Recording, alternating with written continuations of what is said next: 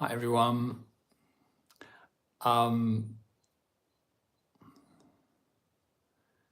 some people here already. That's really nice. It's 8 o'clock in the morning in Germany, even earlier in England, and I have done a reading for the live stream.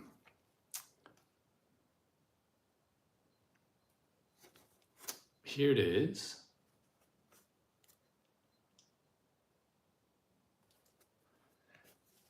That's my card, 3 Pentacles. That's the card for you, Knight of Rods, and that's the card for the live stream. So 3 Pentacles, I'm doing my best, ladies and gentlemen, to have a cup of tea, wake up and be on the case and be present, fully present. And you guys, Knight of Rods, that's clearly someone who's up and running and fully alert, so that's good news. And then the result is, for the live stream, a reversed 8 of Swords, a freeing up. We can run around, we can talk freely, we can be uninhibited, and the tarot can help us to be lovely and free and relaxed. So that's really nice.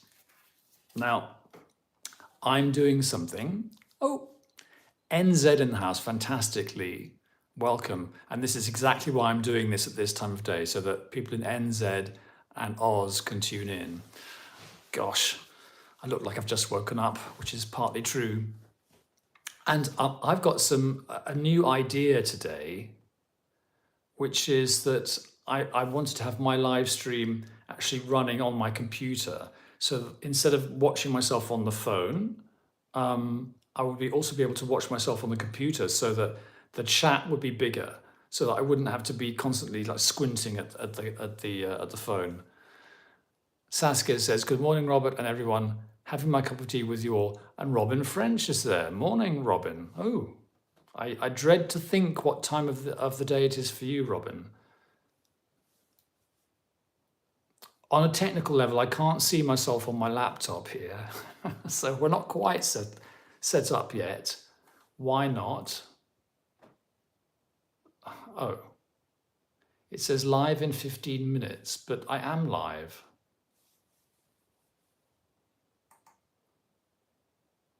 Would you please show yourself? Live, yes, good. Aha. And where's the chat? There's the chat. Robin says, haha, I normally get up early. Okay, well, that is much, much, much, much, much more relaxed, the chat. The way it is now coming through on my computer. Excuse me, ladies and gentlemen, this is a breakthrough for me, my new setup with my computer there. So it's worth getting it right. The computer's taking up a bit more space than it used to, and there's a bit less space for the tarot cards, but that's modern life, isn't it? So for anyone who's just joined, here's the reading for the live stream.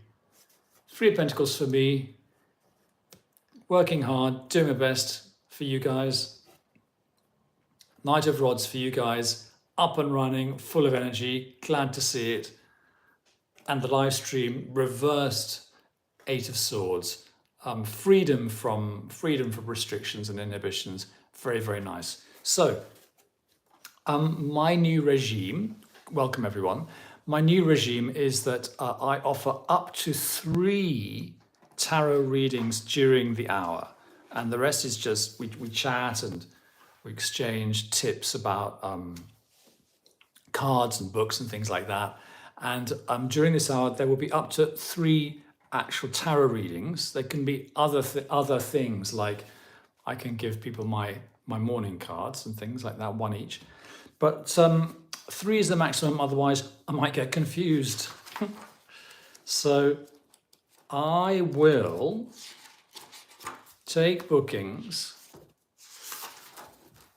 for anyone who wants a reading in the course of the hour. And okay, there's my bookings page. So we'll have an early one, a mid one, and a late one, a later on one. If anyone wants me to look at the magic cards on their behalf. So when we're not looking at the cards, I have a question, maybe like a theme that we could dive into today, which is tarot and astrology. Do any of you guys mix tarot and astrology, or do you use tarot in an astrological way? I think that's a very interesting topic. It's flying around always, isn't it? Kate, I'd love a reading. Okay, Kate, then I'll give you the early slot, which will be kind of now-ish. And then there'll be a slot at 1/2 the hour and a slot at 45 minutes past the hour. So yes, do we think that tarot is fundamentally an astrological sort of thing, or is the astrological side of tarot kind of a construction? Is it an add-on? Is it real? I just read a book called 36 Secrets, which shows how the 36 pip cards relate to the 36 deacons in astrology. And yeah, they do kind of relate, but in my humble opinion, they don't perfectly relate. And I kind of find that kind of system a bit too heady, a bit too sort of, a bit too scientific. And for me, tarot cards are a bit more intuitive than that. But clearly, we're interested in where they come from. We're interested in the, I guess most of us are interested in Pamela Coleman Smith and the RWS. At least that's my cup of tea. And she clearly came from the Golden Dawn, and they clearly did look into these connections, didn't they? But okay, so any thoughts? Gladly received. Kate, do you have a question? Is there a topic that you would like me to read for you? And that'll get us going.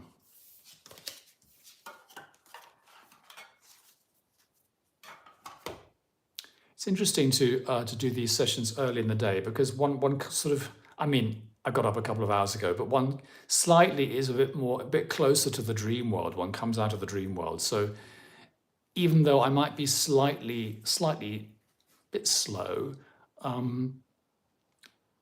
that's not necessarily a bad thing. Kate says, I think the association of the sun signs, and let me look at my computer. I think the association of the sun signs to the major arcana are interesting, yes, only from a curiosity, not necessarily from reading the cards. Yes, I think that's true. And I think the court cards are, in a sense, can be so difficult to get a grip on that I think you need all the help you can get with the court cards. So when I kind of made a big effort to get myself together about court cards a few years ago, and I did a lot of reading, a lot of research, and I kind of I assembled research from lots of different directions to make up my view of how the court cards work, and in a sense to make up my own personal court card vision.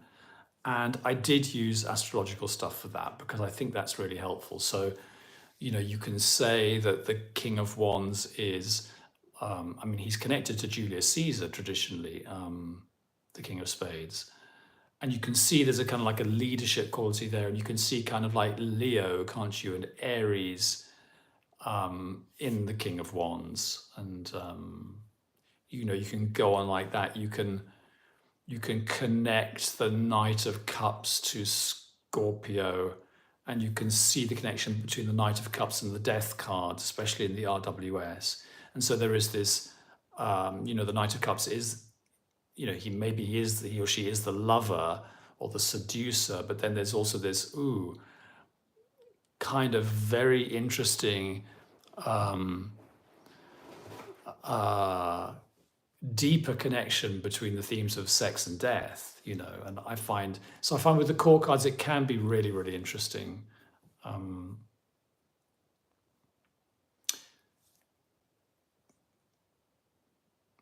So, Kate, you want a reading right now? Are you ready?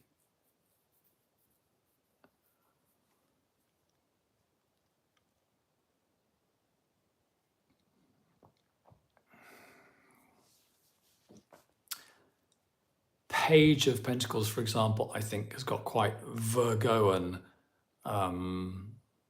qualities. They're quite thorough, aren't they? The Page of Pentacles. I think a Page of Pentacles could be the sort of person who writes a novel because they finish the task, they do anything, and they do it well. So yeah, I quite like the astrological readings of those. But the Deacons, it's very, very hardcore. And even though Pamela Coleman Smith was working from the information that the Golden Dawn had assembled, which was partly astrological, she didn't use it slavishly. Saskia. Not knowing anything about astrology, I just read tarot as it is, which I find is enough, although I'm always open to other stuff. Yes, I think so. Part of the theme of my channel is the idea of not overcomplicating tarot. And the books, I like reading about tarot, and I like going into the history of tarot, and I like going into tarot ideas in some depth. But the books that sort of, that I don't like are the ones that make it very complicated and heady. In fact, I just did a video, I brought out a video last Sunday, another of my books I don't recommend videos, my naughty list of books. And that's kind of the theme. There's a couple of books on that list that are just very badly researched and badly written. But on the whole, it's the books that overcomplicate things that I don't like. Okay, Kate.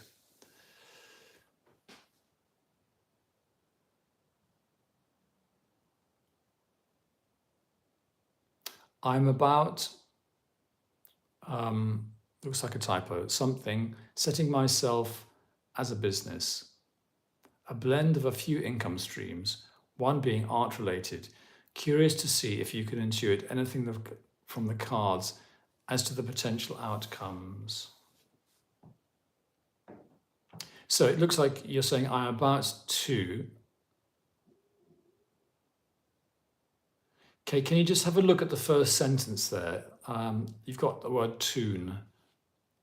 I think it might be a typo.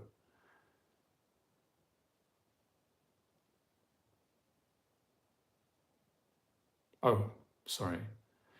A blend of a few income streams, one being art related. Curious if you can hear anything about the cards as to the potential outcomes. Yes, but you've got different income streams there. Do you want to look at the different income streams separately? Or is it just to see the energy of the whole thing?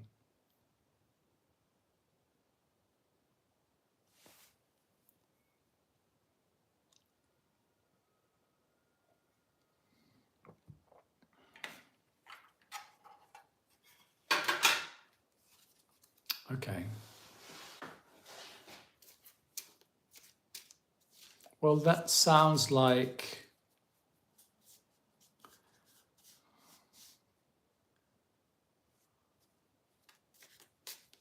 is it a 7 or a 2? I'll just work out what kind of spread I'm going to do for you, Kate. 6.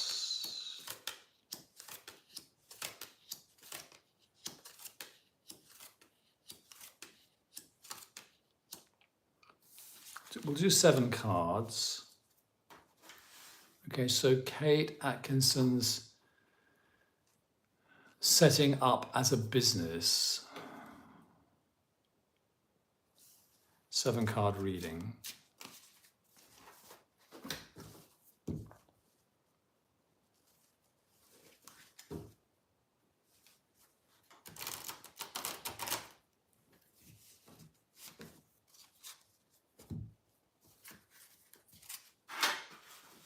Let's have a look.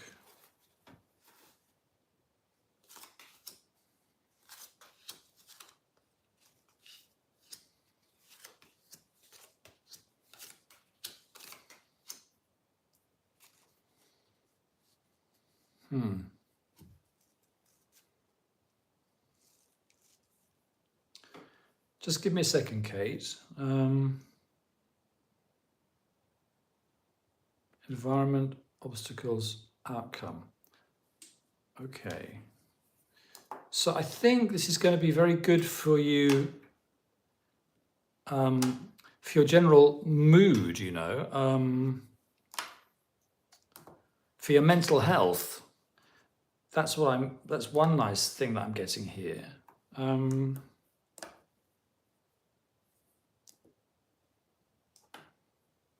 Justice.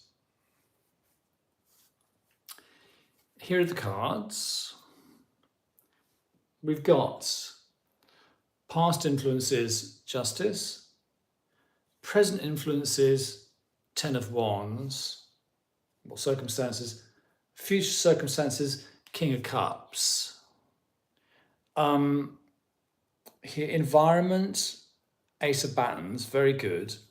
Obstacles, 7 of Battens, and heading towards a reversed 9 of Swords. So that's why I said I think this is going to be good for your mood.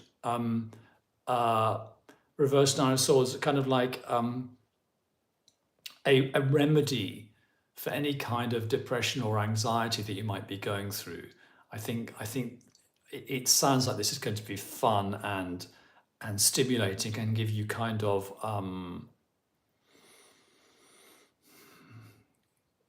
give you a goal and an occupation that's going to get you out of bed in the morning, is going to fill your days with positivity.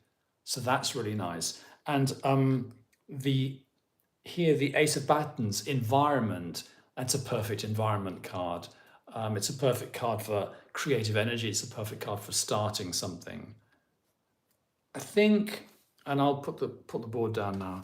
Your present circumstances, 10 of Battens. It sounds like you are a bit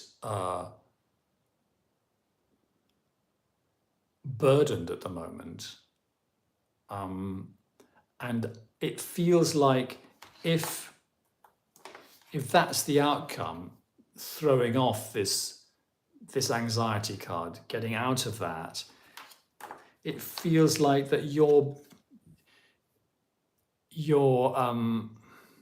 the business that you're setting up is, in a sense, okay, so at the present, it is going to be quite a lot of responsibility. But I think, oddly enough, once it's up and running, you'll feel freer, you'll feel a bit lighter than you are at the moment. I don't know whether you're overworked or whether you're just stressed and anxious from being underworked at the moment, but it feels like you've got quite a lot on your plate at the moment. And I think that's going to become lighter. And so let's see. I think in 7 card readings, I do tend to see these as people coming in. So I without being too, again, astrological about this, I would see that as help coming in from an outside influence, and I would see that as help coming in from a guy in the future position, someone you maybe can't predict at the moment. But that's really good news, and and a king is quite like a stable and capable influence. It may be a business partner, it may be a connection, it may be a client, but I think that's really going to be a supportive influence. Now there's just two more cards. Obstacles. That for me is defensiveness. So if that's an obstacle, what's the opposite of defensiveness? It's like being open to outside influences. Don't try and don't feel you need to keep other people out of the mix, or that you need to defend your values. If something occurs when you might feel that your values are challenged in this, don't be defensive, I think is the thing of this card. Just keep listening and keep an open mind as to how it could work. And frankly, a great advice card, Queen of Rods. That's very much about, you can afford to be completely yourself and completely pushy and completely ambitious with this business. That's a lovely card to get in the advice. So you say trying to work smarter, not harder. Yeah, that feels absolutely right. And I think that's your result card, isn't it? That's the Nine of Swords, when everything is just too much mental pressure, and that's freedom from that. So I think that's exactly what's going to happen, working smarter rather than harder. So excellent progress. There you are, Kate. There's the reading. Good. I'll take a deep breath.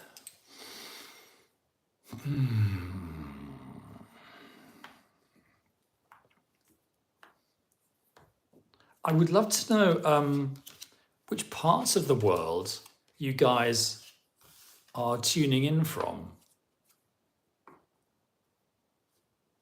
We've got someone from NZ. I think, Robin, you're from the US or Canada, aren't you? I think. Sorry if I can't remember everyone.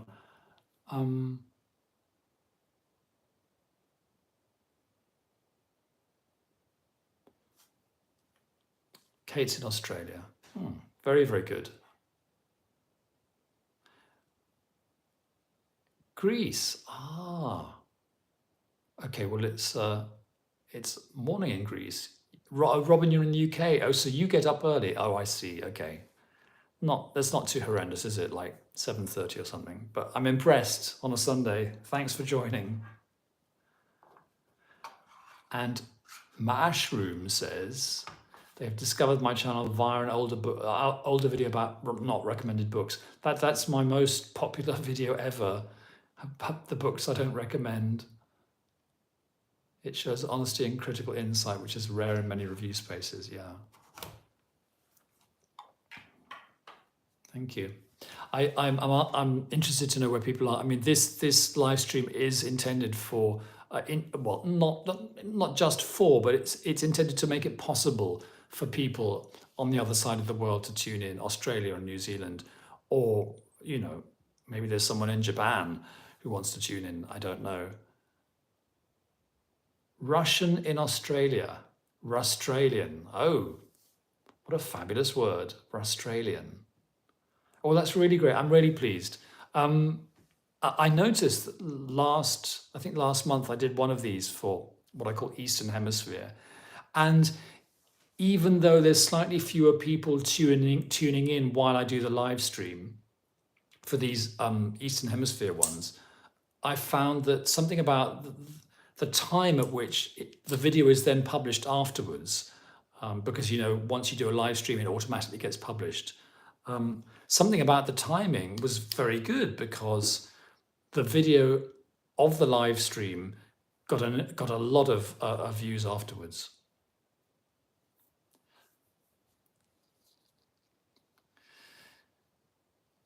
Did you ever check out the book John Berger's Ways of Seeing? I think, Kate, did you mention that before? Because I did look at it. I didn't buy it and read it. I think what I did was I read some reviews of it. I looked at it online, and I looked at some John Berger on video. And so no, I haven't actually read the book, but I got the impression that it was probably very influential in its time. Do you think I should actually get it and read it? Is it really crucial? Saskia says, I really love your book reviews. Thanks, Saskia. And I have to say that it is my book reviews which keep my channel going. They're what people tend to find most useful, and they're the videos that get most watched on this channel. Unfortunately, they're the videos which take the most work, because to do a book review, you have to read a book. And so clearly, you can't, at least I can't, do a book review every week because I have other things going on in my life. But I try to keep reading books and keep that ticking over. Oh, it's quick. Okay, it says good, not crucial. Thank you for that. Robin says, we read Ways of Seeing at art school, and I never fully understood it. I couldn't tell if it was great or if it just went over my head. Maybe I'll revisit it. Haha. And the 999 show says, hello, Robert, I didn't expect you at this hour. Hello, 999 show.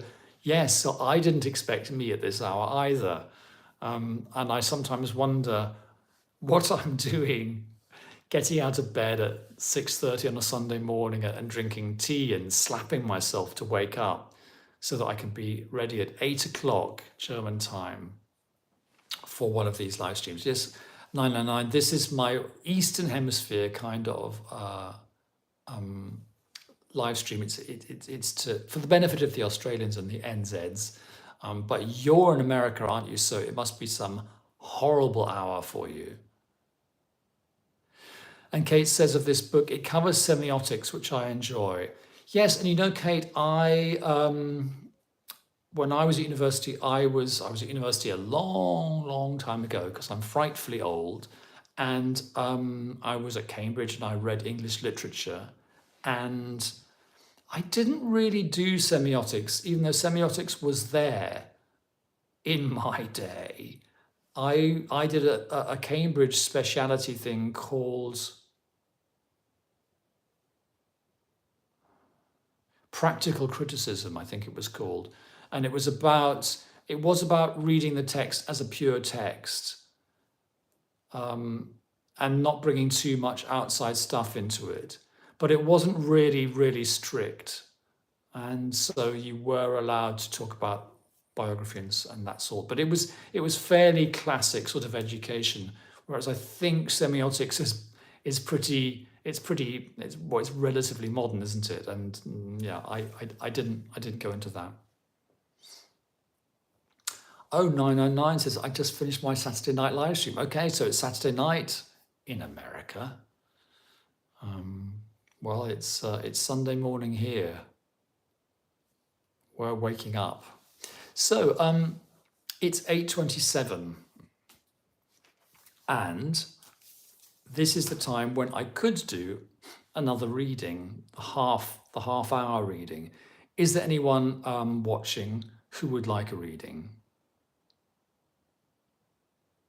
999, it's 11:27 p.m.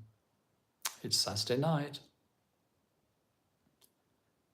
999, are you in Pacific time? Are you right over in the West?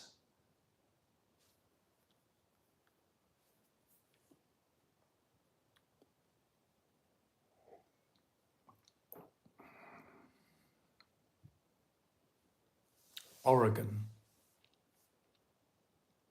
And that's the most Western time zone in America, I imagine, right? Portland and stuff like that. By the way, I'm drinking a a horrible cup of tea because we got the wrong oat milk, and it doesn't really make the tea white. It makes the tea sort of a bit like dishwater. Got to be careful with these vegan milks if you like your tea. Oh, there is Alaska and Hawaii. Yes, there is Alaska and Hawaii. Oh, okay, Alaska is even, it has an even more Western time zone than Oregon. That's interesting. Alaska's almost Russia, isn't it? And Hawaii is like way out there.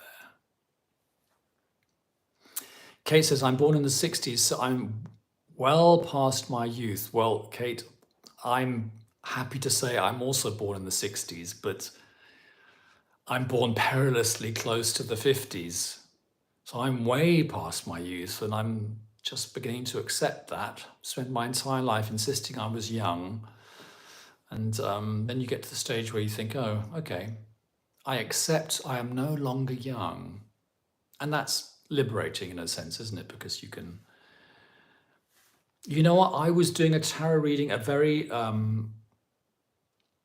casual morning tarot reading for myself a few months ago, and it made a big impression on me because I just put a couple of cards down, 2-3 cards, not very many, and I got this message came through, and it's to do with, in my case, getting older, which was, the message was, you can, at this stage in life, you can either withdraw from society or make the decision to take risks.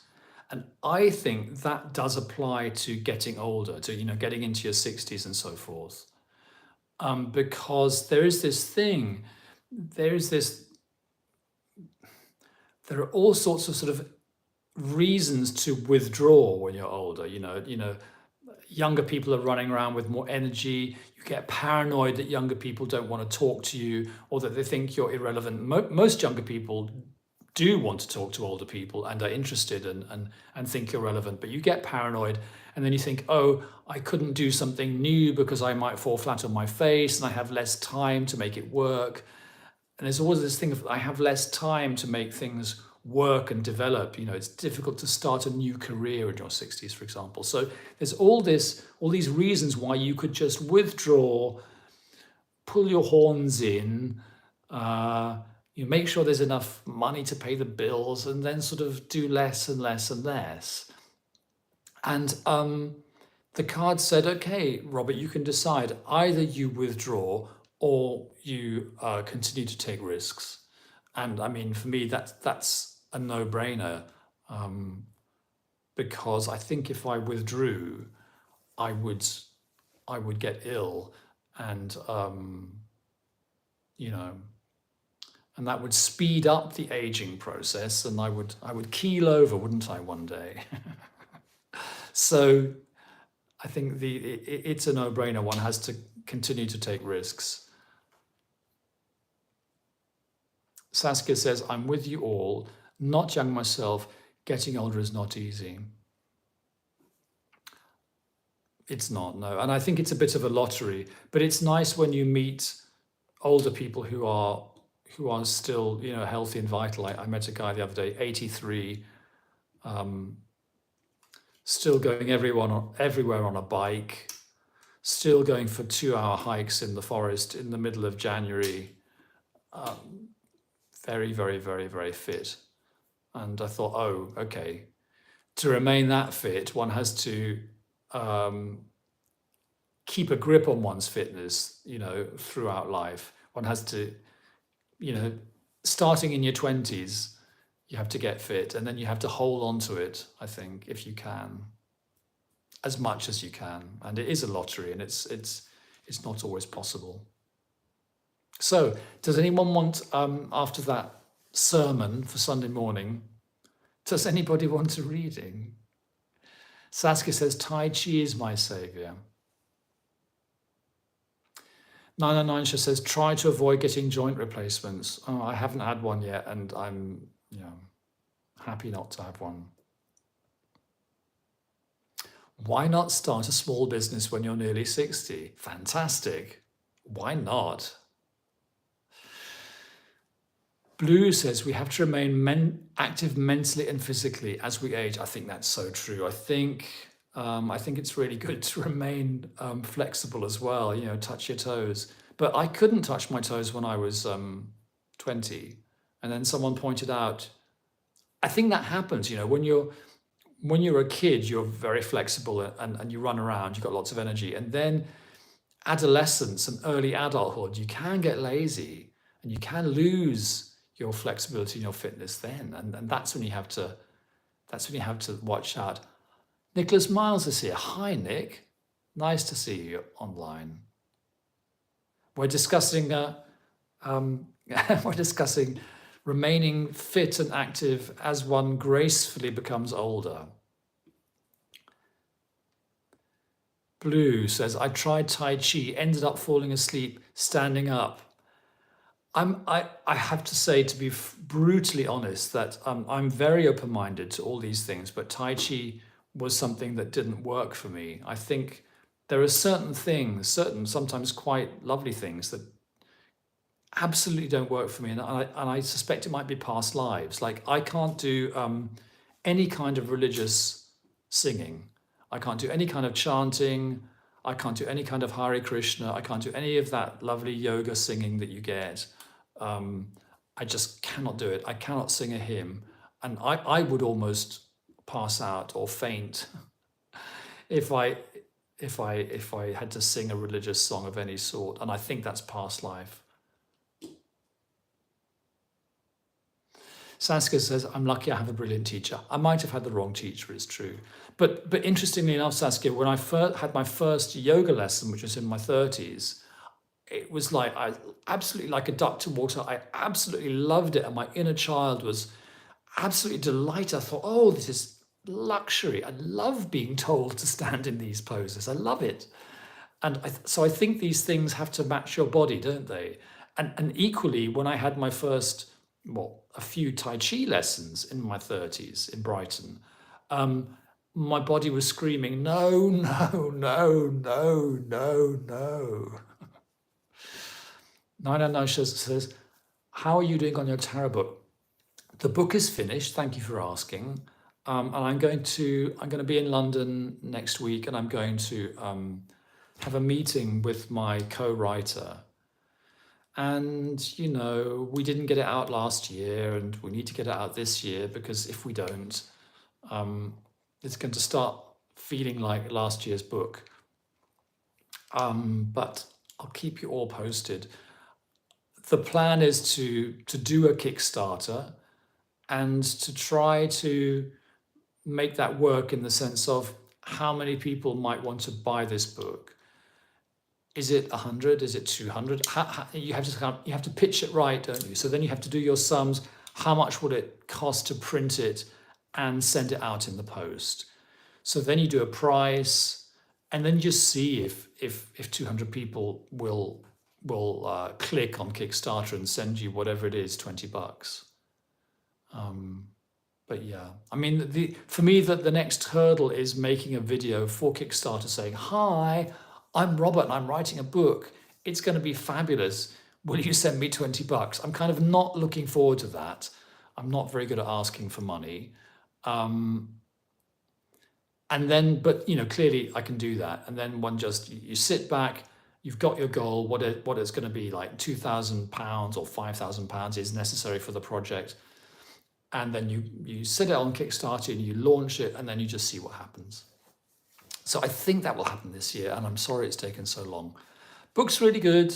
It's in two halves. My half is a kind of like a tarot how to do it book with meanings and things and spreads, trying to be not complicated. And the other half of the book is written by a guy called Michael Atavar.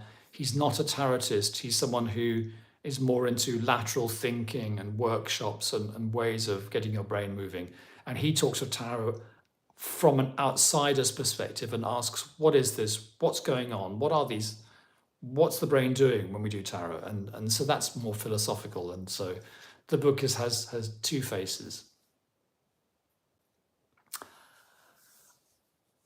I hope you would enjoy my book, Kate, yes. Good, Saskia. Yes. Well, I hope you click on it and click on the Kickstarter when it happens. I think when we go towards the Kickstarter, I will probably talk about it a lot on my channel. I'll do shorts, I'll do long videos, and I'll just be making sure everybody knows about it.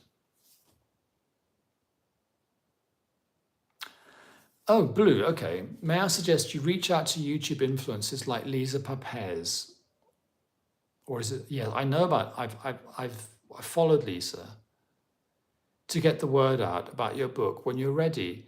Well, Blue, that's a really nice idea. Do you think Lisa would? I mean, I don't know her personally, but that is a lovely, lovely idea. I have actually mentioned her in my videos, and it's always with respect, and I like the way she reviews books. I think we're very different people, and we come from different places, but I think she's really solid. She supports many. That's really nice. That's a really nice idea. I hadn't thought of that actually, but and maybe I'm not particularly good at reaching out to, you know, how can we put it, famous people. But yeah, I could do that. Lee. I'm going down rabbit holes on symbols and the history of the old religions. Oh. Is that because you're reading rabbit holey books, Lee?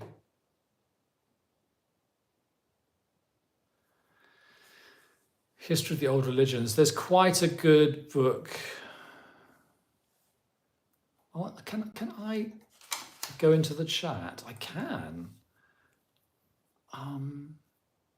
There's a book, isn't there, called The Devil's Picture. My computer's in a funny place. The Devil's Picture book is quite good about the old religions. That book's from the 70s. And who is it? It's Paul Husson. That's quite good about the old religions and stuff. But there's so much, isn't there? You can really go down the rabbit hole. I mean, one really frightening rabbit hole is Aleister Crowley. I went through an Aleister Crowley phase. I mean, not that I was into him, but I was trying to work out what the hell he was talking about. And I read 2 Crowley books, and actually I talk about both those Crowley books in my latest video, 7 more tarot books I don't recommend. But in that video, I talk about a Crowley book that I don't recommend, and I also sort of balance that out by recommending a good Crowley book. And but wow, you know, I'm still reading the Book of Thoth. Reading Aleister Crowley for me is quite a torture. It's a bit like being tortured, and I think he's clearly a very interesting brain, an interesting mind who lived an interesting life, and you know, he was wild and he was out of control, and I'm not against that. But I also think he was a bit of a gaslighter. I think he was coming from a very literary viewpoint, and I think he thought that if he could just write things down, then they would become true. And I don't think that's true. I think something's either true or it's not. So I think he was kind of a bit of a fiction writer, Aleister Crowley. But you know, there are Crowley experts who get very cross when I question the wisdom of Crowley. They think I should be a bit more humble about it, but you know, I'm doing my best.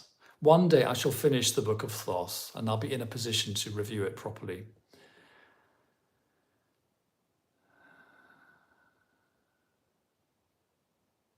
Oh, thank you, Ruma. You're talking about astrology. of the Ether Tarot more of an egregore. I don't know that word, but it's a really good word. To me, there are mostly vague thematic overlaps, maybe a few through lines. I think that's true. I think it's not a good idea to be too, what's the word? Too strict about these connections between astrology and tarot. Does anybody want a reading? We're in the last 15 minutes, and I could do one or maybe two readings before we stop. Oh, Lee, I'd love a reading, please. So Lee, you have the 2 slot, second reading slot. Let me put my glasses on and use this computer screen. I'm wondering if I'm ever going to live my own life, feel like I've lived my children's lives, my partner's life in the past, really trying to take my life back.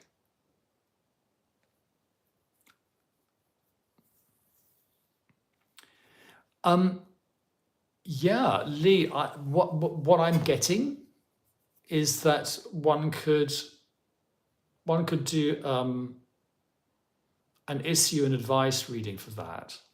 And let's take the Aquarian Tarot. So I'm wondering, Lee says, I'm wondering if I'm ever going to live my own life. Feel like I lived my children's lives, my partner's life in the past, really trying to take my life back. So, Lee, am I right in thinking that you're a mother rather than a father? That Lee is in this case a woman's name, and I'm going to do a reading for you about that. This is a reading for Lee about the question just posed.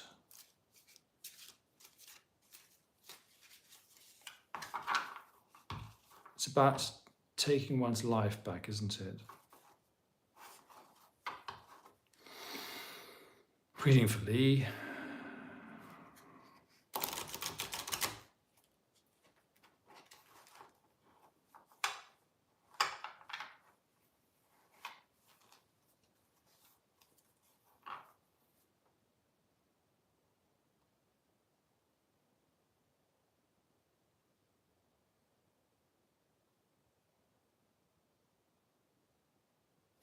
I follow my nose. I don't know what that... I've lost track of what you're replying to me there, Lee, but I'm going to give you a reading based on the lines that you wrote two chats ago, okay?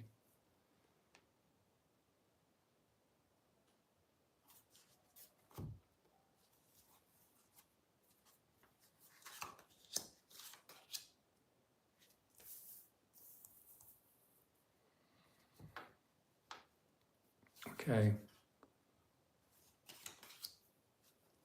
Yes. Huh.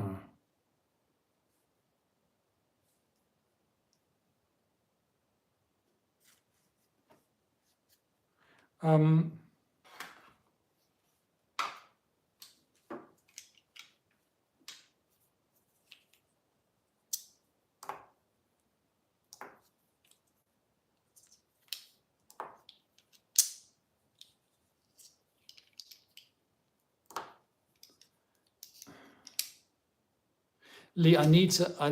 If you don't mind stating in public, could you just confirm? Could you confirm if you're a lady or a gentleman?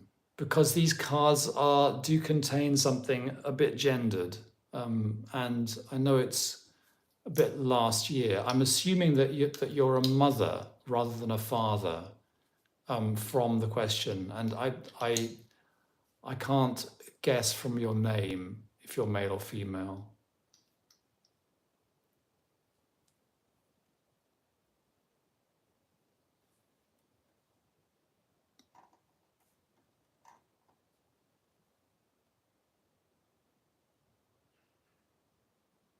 but I do have some cards for you.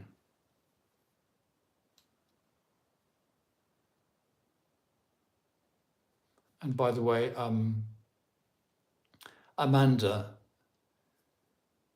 thanks for saying hi, and I'm pleased that you're tuning in from Australia.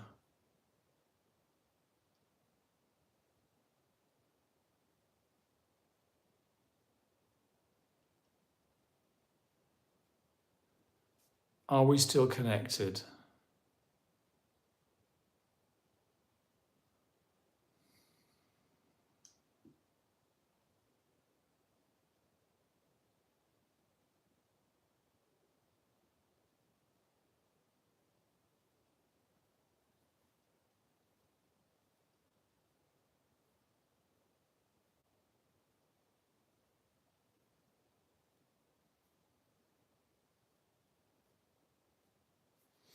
Okay, I'm going to.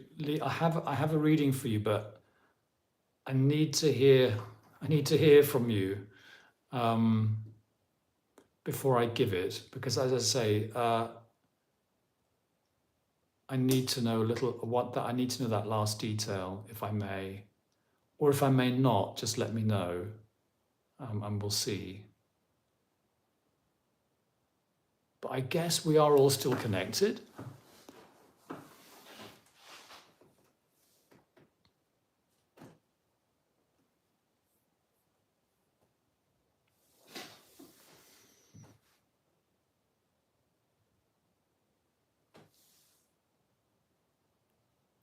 I'm watching myself on my computer here.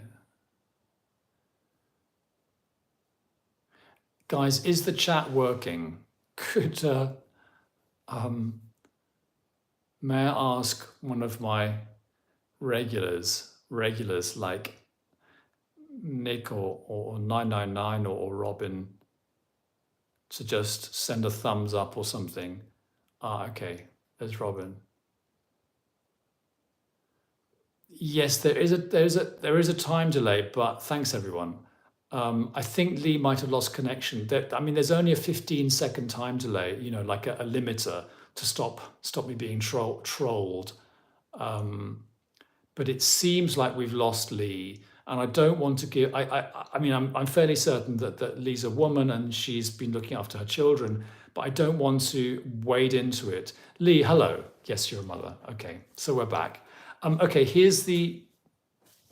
are the cards, and I did an issue and suggestion cards. Okay, an issue and suggestion reading. Thanks everyone. The chat's still working. So the issue here is Emperor, and this is why I wanted to know whether I was talking to a father or a mother, a man or a woman. And one of the suggestions is reversed Queen. So these are slightly difficult cards, but I think that is the most striking one. So we've got an Emperor here, and the three suggestions we've got: Five of Batons, reversed Queen of Pentacles, and a reversed Three of Pentacles. So while I'm holding it up, I'll quickly take you through this, and then we'll go through it in a bit more detail. The issue is about Emperor energy for you.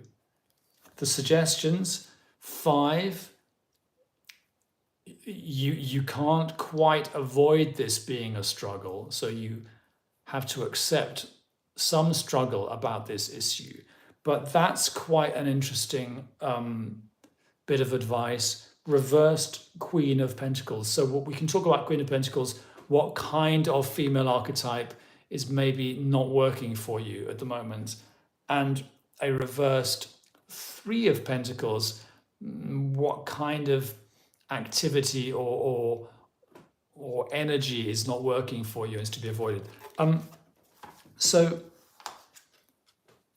There is a certain selfishness, isn't there, in the Emperor? It's almost beyond selfishness. It's a harshness, and it's the Emperor is not entirely harsh. He's not entirely toxic, as some people might like to say. But he does lay down the law, and he does establish his own empire, his own structures. And I think that's the question.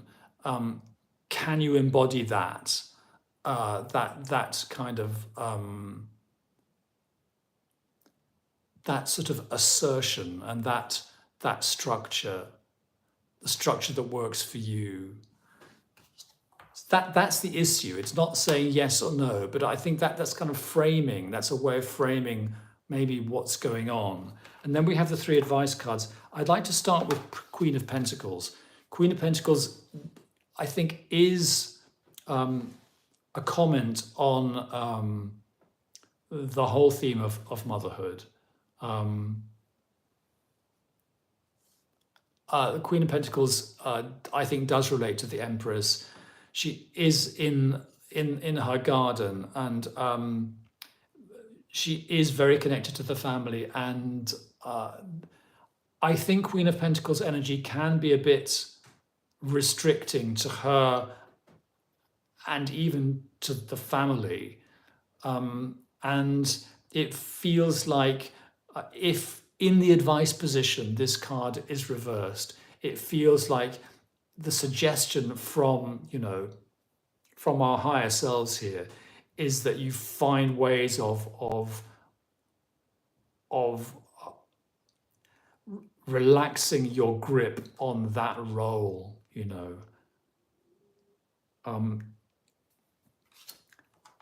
Now, as I say, if we have a struggly card, 5 of Batons, in the suggestions, and it is in the upright position, there is a feeling of, okay, there's some acceptance that is necessary, acceptance of the difficulty of your situation. But on the other hand,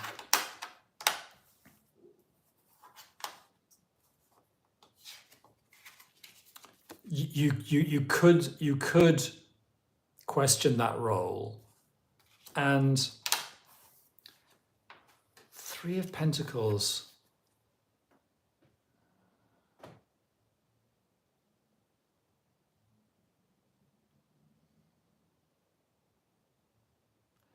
it's something about work.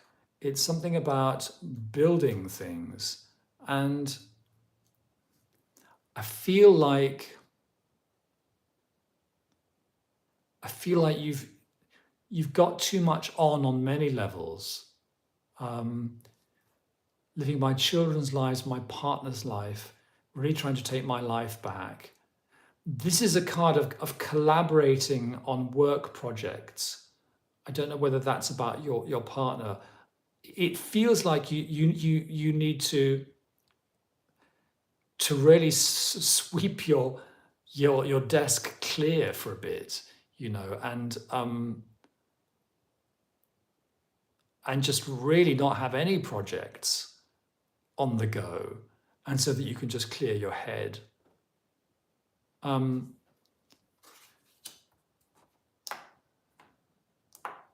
It does feel difficult, yes, but I think if you have a desire to get your life back, then just hold on to that desire and trust and keep that.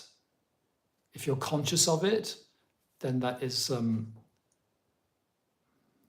that's already quite a lot of the battle.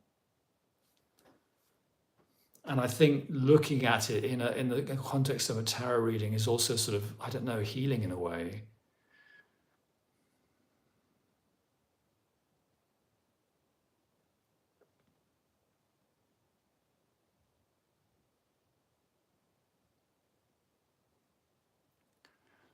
Okay, guys, it's coming to the end of the session. There is a request from Amanda for some kind of reading.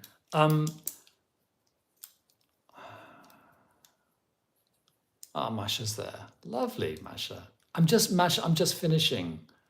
It's we're coming up to 8 o'clock GMT.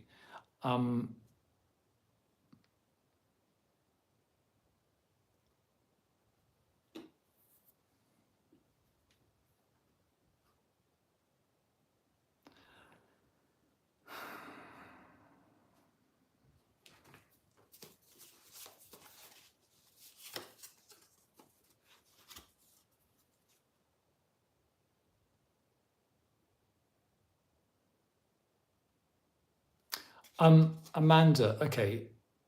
I say that I do 3 readings. We are in the last minute, but Amanda, you say was wondering if you could help myself and my daughter, as we have been homeless and just found separate places to stay. Lovely. What's the question? Could you? I mean, yes, I can put down tarot cards and I can see what comes up, but could you help me by phrasing that as a focus question?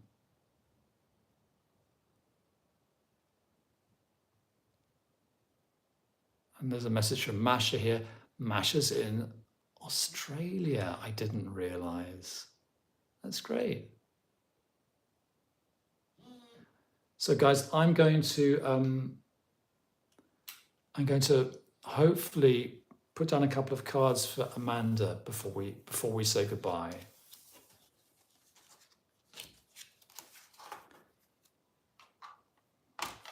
It's funny how these readings go. You know, I look at the amount of people online, and sometimes it spikes. There's a spike, and then sometimes it doesn't. Okay, just a second. Lee says, thank you, makes so much sense. And guys, Amanda thinks that the chat is delayed on my end. That could be true. So if it's frustrating,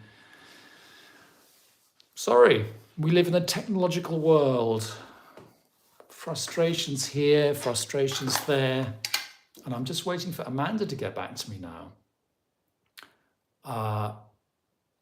With her question phrased in a more specific way. We're at 8 GMT, which is my finishing time, but I'm just going to wait because I think there is a delay. It's been lovely so far. We're going to do a bit of extra time. Thanks for joining us, everyone.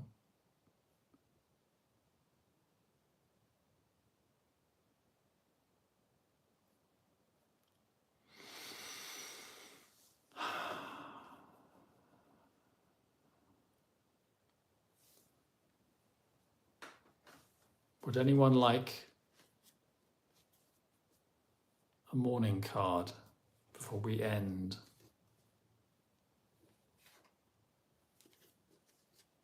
An antidepressive card.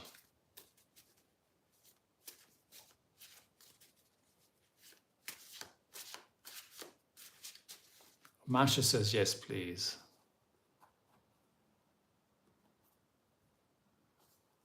Okay, Masha. Serendipity. That's your blessing for the day. Nana Nisha says, if you have 36 to 50 people viewing, then when you end the stream, you will be around 1,000 views, I think. That's interesting, 999, because I find it's the ones I do for the Australian hemisphere, the Eastern Hemisphere for Australian, the ones that I do like on Sunday morning, they have less people viewing and more people viewing the video when it comes out as a video. And the ones I do on Sunday evening, there's more people viewing live and less people viewing when it comes out as a video. So I think the time that you release a video makes a huge difference. YouTube's weird. But I mean, that's why I'm now doing these Australian ones, because the last one I did was a great success, and it's a trip. I mean, it's a bit of a sacrifice to haul myself out of bed on a Sunday morning, but I'm very pleased to do it. So let's wait another couple of minutes to see if Amanda's trying to get through.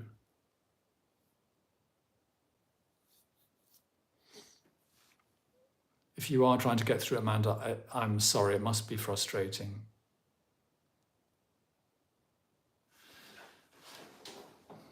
Lee says, I'm trying. I have a lot of resistance to change from my family on my role within. Mhm, mhm.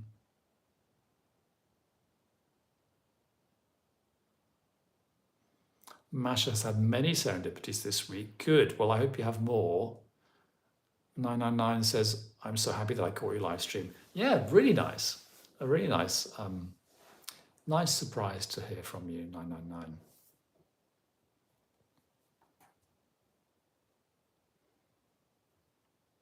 I'm going to London next week. So I shall just release a video. I won't do a live stream when I'm in London. Too complicated. Yes, Masha. Well, I actually do. I do live streams for the Western Hemisphere and the Eastern Hemisphere. That's how I see it.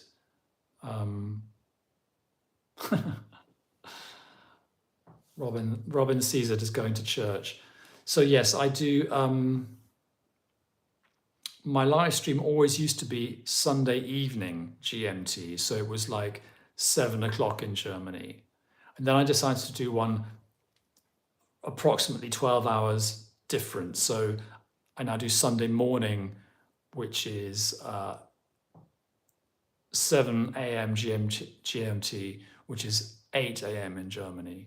I'm afraid I can't offer it at any earlier than that. But it's an interesting time because it means that Australia can tune in, the west coast of America can tune in, the UK can tune in. I guess the east coast of America, it's really in the middle of the night for them. But apparently it's a good time. When I did live streams on Facebook, I used to go into a group page, and it was really open season, and there were people tuning in from India and all over the place, asking to know if they would,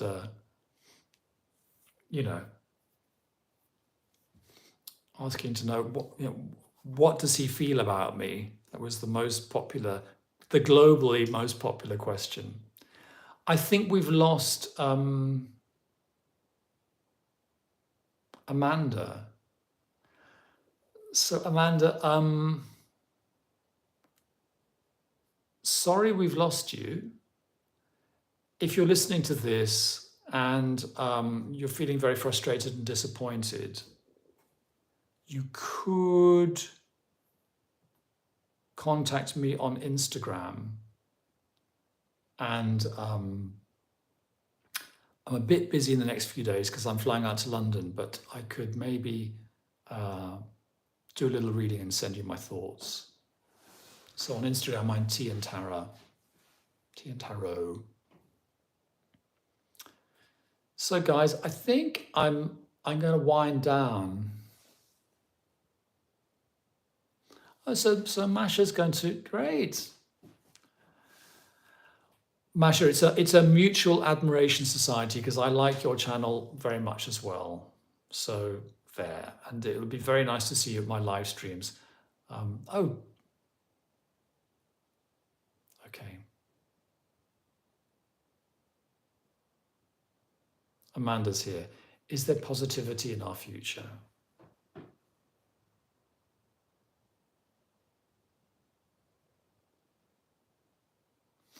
Amanda, I'm just wondering what spread would be best for you.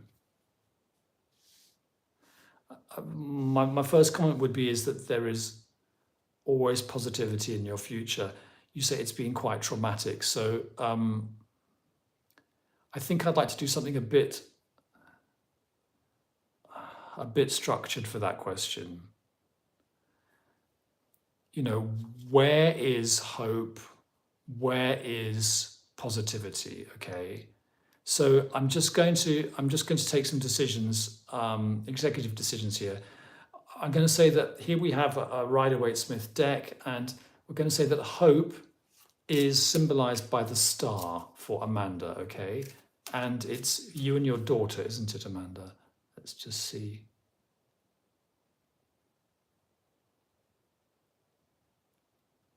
We have been homeless and just found separate places to stay. Okay, so where is hope, okay? Or where is positivity for Amanda and her daughter?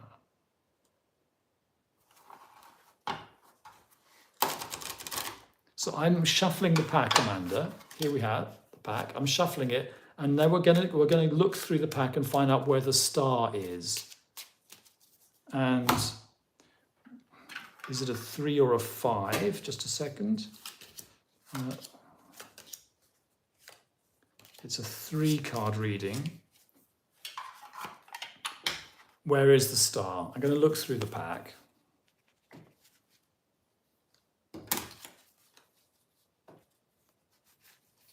So you can see me doing this. It's important. It's a ritual. And we're going to find out where positivity is. Where is hope? Where is the star of hope and positivity for you? It sounds like it's been very difficult.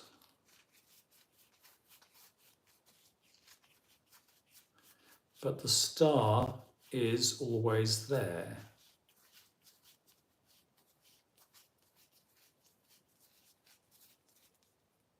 Almost at the end, I can see the star, and I'm going to pull the star out of the pack and show you the 3 cards on either side, okay?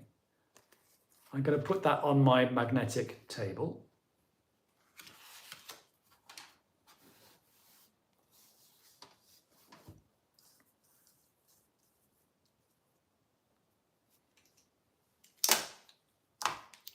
And here we have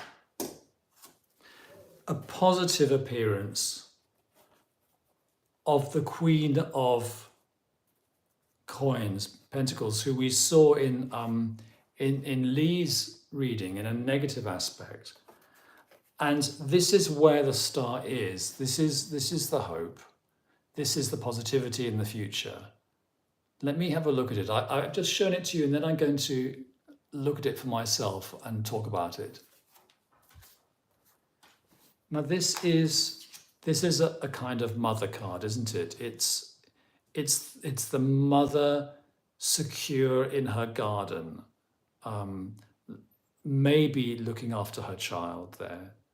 Now, it sounds like the home for you is really, really an issue at the moment. And all I can say is that the other card is Ace of Coins. And that is really, I mean, and that's in a sense, that's another garden card. Can you see that? There's a lawn. There's a lawn here with flowers and a little hedge and a little sort of like a garden archway made of a hedge with roses growing through it. So it's really a lovely symbol of the element of earth, of being grounded, of being connected. So yes, is there positivity for you in the future? Absolutely. You know, that's where the star is. That's where I found the star in the tarot pack. Between the mother in her garden and the garden. So you will have your home. That's the message of these cards. And when you do, Ace, that'll be a new beginning. Okay? So just remember that as an image to keep in your mind and let it subconsciously guide you into the right circumstances. Okay? And all the best with that. Okay, deep breath. Let me just check the chat before we stop.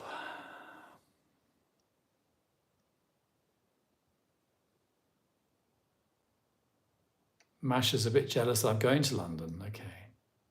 Amanda Jane, thank you. That's very sweet. Saskia, thank you. Have a good time in London, everyone. Bye, everyone. Nicholas Miles, a fantastic live. Thanks for your appreciation, Nicholas. Maybe when I'm in London, I'll shoot a little short of me walking down the London streets and going into Watkins books or whatever. That was a nice reading for Amanda, wasn't it? I hope that was helpful. Thanks for joining me, everyone. I am now going to have a cup of tea. Have a lovely Sunday if you're in the East. Have a lovely Saturday night sleep if you're in the West. And every month I'll do one Western live stream and one Eastern live stream. And it's like that. Haven't got my schedule in front of me, but there is a schedule. Thanks, Robin. Enjoy your day. You too. 909, why don't you do a 3 to 5 minute walkabout video in London? I could do that, yeah. That's a nice idea. There'll be a bit of traffic roaring in the background, won't there? But maybe I'll take my my lavalier microphone and so we can hear what I'm saying. Have a lovely day or night, Mushroom. You too. Amanda, if you missed the reading, you can watch this live stream as a video. I'm going to put that in.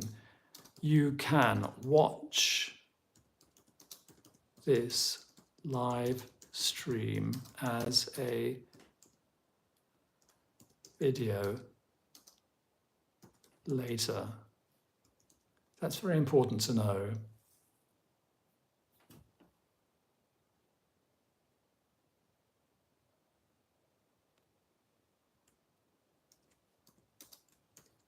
So Amanda, you can see your reading. It was a very nice reading. So don't miss it. Just when the video comes out, just scroll to the end. It'll be in the last 10 minutes or so and your reading will be there. Okay?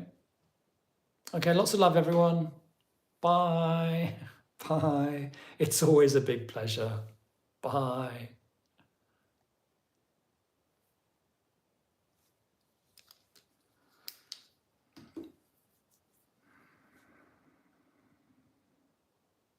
Good. You got the message, Amanda. Good.